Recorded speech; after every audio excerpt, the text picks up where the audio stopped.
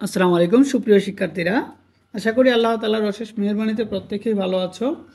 আমি আজকে সমাধান করব তোমাদের অনুশীলনীর 1.1-এর যে প্রশ্ন আছে 3, যেখানে বলা হয়েছে যে নিচের সংখ্যাগুলোকে কোন ক্ষুদ্রতম সংখ্যা দ্বারা গুণ করলে গুণফল পূর্ণবর্গ সংখ্যা হবে।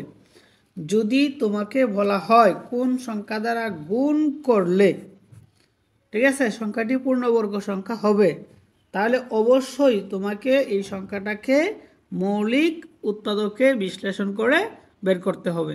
যদি বলে গুণ করার কথা অথবা ভাগ করার কথা, যদি এরকম বলে যে কোন ক্ষুদ্রতম সংখ্যা দ্বারা গুণ করলে সংখ্যাটি পূর্ণবর্গ সংখ্যা হবে, তাহলে তুমি কি করবা? এই সংখ্যাটাকে প্রথমেই মৌলিক উৎপাদকের সাহায্যে ভাগ করবা। তাহলে দেখো, প্রথম যে অঙ্কটা 147, তাহলে আমরা 147 লিখলাম। তাহলে 147কে প্রথম ভাগ করা যায় কত দ্বারা? 3 দ্বারা, কারণ 3 হচ্ছে বেজোড় ছোট মৌলিক সংখ্যা। আমরা সবসময় চেষ্টা করব যদি জোড় হয় তাহলে 2 দ্বারা ভাগ করার জন্য, আর যদি বেজোড় হয় 3 দ্বারা ভাগ করার জন্য। যদি 3 দ্বারা ভাগ না যায় তখন আমরা চেষ্টা করব অন্য কোনো সংখ্যা দ্বারা ভাগ করা যায় কিনা। তাহলে 147কে কিন্তু 3 দ্বারা ভাগ করা যায়। 3 দ্বারা ভাগ করলে কত হয়? 49। আর এই 49কে কিন্তু আবার 7 দ্বারা ভাগ করা যায়, 7 7 49। এরপর আমরা কি করব? এখানে আমরা 147কে যে ভাগ করার পরে যে আমরা কি পাইলাম? 3 দ্বারা ভাগ করা যায়, 7 দ্বারা ভাগ করা যায় এবং 7 হয়। ঠিক আছে, এই যে উৎপাদকগুলো আমরা লিখলাম, মৌলিক উৎপাদকগুলো লিখলাম। এরপর আমরা কি করব? জোড়া মিলাইব, যে একই ধরনের যে অঙ্কগুলো আছে, ঠিক আছে, এটাও 7 এটাও 7, তাহলে একই ধরনের অঙ্কগুলো নিয়ে জোড়া মিলাইব। আচ্ছা, এখানে দেখো, এখানে উৎপাদক 3 জোড়াবিহীন, অর্থাৎ 3 এর কোনো জোড়া নেই। এখানে 3 হচ্ছে একটা। তাহলে যে সংখ্যাটা জোড়াবিহীন থাকবে এই সংখ্যাটা দ্বারা গুণ করলেই সংখ্যাটি পূর্ণবর্গ সংখ্যা হবে। তাহলে যে দেখো, 3 দ্বারা গুণ করলে সংখ্যাটি পূর্ণবর্গ সংখ্যা হবে। আশা করি বুঝতে পারছো। এরপরে তোমাদের যে অঙ্কটা আছে সেটা হচ্ছে 384। যেহেতু 384 বলছে যে এই সংখ্যাটাকে কোন ক্ষুদ্রতম সংখ্যা দ্বারা গুণ করলে সংখ্যাটি পূর্ণবর্গ সংখ্যা হবে, যেহেতু গুণের কথা বলছে এই জন্য তোমাকে কী করতে হবে? মৌলিক উৎপাদকের সাহায্যে বিশ্লেষণ করতে হবে। আর এই সংখ্যাটা যেহেতু জোড়, এই জন্য তোমাকে 2 দ্বারা কী করতে হবে? ভাগ করতে হবে। 2 দ্বারা ভাগ করবা। তাহলে 2 দ্বারা যদি ভাগ করি তখন ফল হয় কত? 192।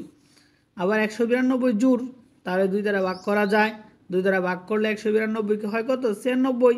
96ও জোড়, 2 দ্বারা ভাগ করা যায়। 2 দ্বারা ভাগ করলে হয় কত? 48।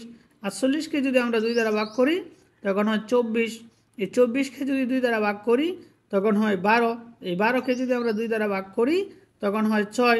আর এই 6কে যদি আমরা 2 দ্বারা ভাগ করি তখন হয় 3। তাহলে দেখো, আমাদের যে মৌলিক উৎপাদকগুলো পাইলাম, টোটাল 2 পাইলাম কটা? 1 2 3 4 5 6 7, আর 3 পাইলাম এই যে একটা। তাহলে এই যে আমরা এখানে 7টা 2 গুণাকারে লিখলাম, আর এই যে হচ্ছে 3। এরপর আমরা কি করব? 2টা 2টা নিয়ে জোড়া মিলাইব। 2টা 2টা নিয়ে কি করব? জোড়া মিলাইব। ঠিক আছে, 1 2 3 4 5 6 7, 1 2 3। এখানে দেখো, আমি হয়তো একটু ভুল করছি, যে এটা 2টা নিয়ে যদি জোড়া হয় এই 2টা, এই 2টা নিয়ে যদি জোড়া হয় এই 2টা, এই 2টা নিয়ে জোড়া হলে এই 2টা, তাহলে এখানে জোড়াবিহীন হচ্ছে 2 এবং 3। জোড়াবিহীন হচ্ছে 2 এবং 3। তাহলে আমরা এখানে লিখব 2 এবং 3 জোড়াবিহীন। তাহলে 2 গুণ 3 অর্থাৎ 6 ধারা। ঠিক আছে, 2 এবং 3 যেহেতু জোড়াবিহীন, তাহলে 2 এবং 3-এর গুণফল হচ্ছে কত? 6।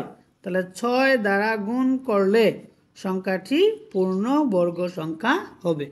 6 দ্বারা গুণ করলে সংখ্যাটি পূর্ণবর্গ সংখ্যা হবে।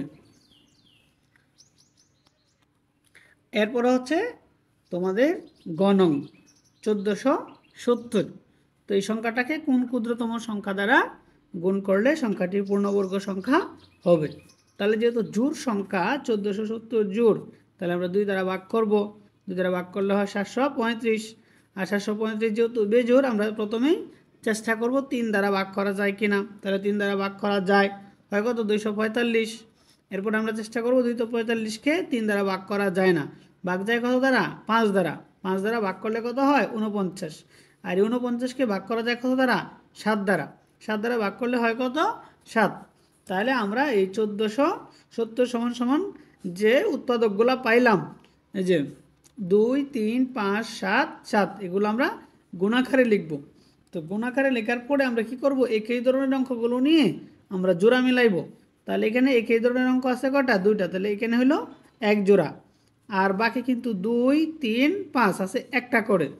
তাহলে এখানে দেখো 2 3 5 জোড়া বিহীন। সুতরাং 2 3 5 অর্থাৎ ব্যক্তি সবগুলো যদি আমরা কি করি? গুণ করি, তখন হয় কত? 30। তাহলে 30 দ্বারা গুণ করলে সংখ্যাটি পূর্ণবর্গ সংখ্যা হবে। ঠিক আছে? অর্থাৎ যেগুলো জোড়াবিহীন থাকে, জোড়াবিহীন সংখ্যাগুলো তোমরা কি করবা? একসাথে গুণ করবা। গুণ করার পরে যে গুণফলটা হবে, গুণফল দ্বারা গুণ করলেই সংখ্যাটি পূর্ণবর্গ সংখ্যা হবে। তাহলে 30 হচ্ছে আমাদের ফল। এরপরের অঙ্ক যেটা আছে সেটা হচ্ছে তোমাদের 23,805। ঠিক আছে? এই সংখ্যাটাকে কোন ক্ষুদ্রতম সংখ্যা দ্বারা গুণ করলে সংখ্যাটি পূর্ণবর্গ সংখ্যা হবে, এটা তোমাকে বের করতে হবে। তাহলে যেহেতু বেজোড় সংখ্যা, এটাকে আমরা 3 দ্বারা ভাগ করলাম। 3 দ্বারা ভাগ করলে হয় কত? 7,935। আর 7,935কে যদি আমরা 3 দ্বারা ভাগ করি হয় কত? 2,445। আর 2,445কে যদি আমরা 5 দ্বারা ভাগ করি, কারণ এটাকে 3 দ্বারা ভাগ করা যায় না, তাহলে 5 দ্বারা ভাগ করলে কত হয়? 529। আর 529কে 23 ছাড়া অন্য কোনো সংখ্যা দ্বারা ভাগ করা যায় না। আর 23 দ্বারা ভাগ করলে ফল হয় কত? 23। তাহলে আমরা কি করলাম? যে উৎপাদকগুলো পাইলাম, ঠিক আছে, 3 3 5 23 23, এগুলো আমরা গুণাকারে লিখলাম। তো গুণাকারে লেখার পরে আমরা কি করব? যে একই ধরনের অঙ্কগুলো নিয়ে জোড়া মিলাইব। কি করলাম? এই যে এখানে 3 আছে, 3 2টা, এই যে একটা জোড়া হইল 23, আর 23 2টা, এই যে একটা জোড়া হইল। তাহলে এখানে জোড়া বিহীন কত? 5। তাহলে এখানে 5 জোড়া বিহীন। তাহলে সুতরাং সংখ্যাটিকে 5 দ্বারা গুণ করলে সংখ্যাটি পূর্ণবর্গ সংখ্যা হবে। তাহলে আমাদের যে ফল, ক্ষুদ্রতম পূর্ণ সংখ্যাটি কত? 5। তাহলে 5 দ্বারা গুণ করলে সংখ্যাটি পূর্ণবর্গ সংখ্যা হবে। তো এই হচ্ছে তোমাদের 2 নংয়ের সমাধান। ধন্যবাদ সবাইকে। আসসালামু আলাইকুম রহমতুল্লাহ।